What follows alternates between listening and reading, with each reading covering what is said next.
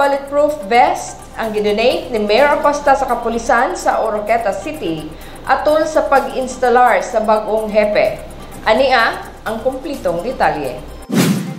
Nag-donate og 10 ka bulletproof vest si Oroqueta City Mayor Lemuel Mergem Acosta sa kapulisan sa Dakbayan sa Oroqueta niadtong Nobyembre 20, 2024 atol sa pag-instalar sa bagong hepe.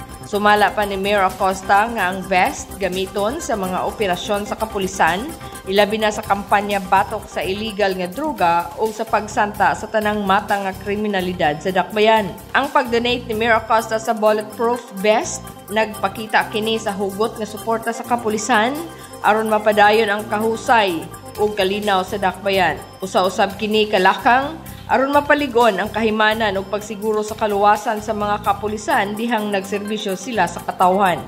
Pinaagi sa bulletproof vest, maprotektahan ang ilang kinabuhi kuno galing adunay mahitabo nga shootout panahon sa ilang operasyon.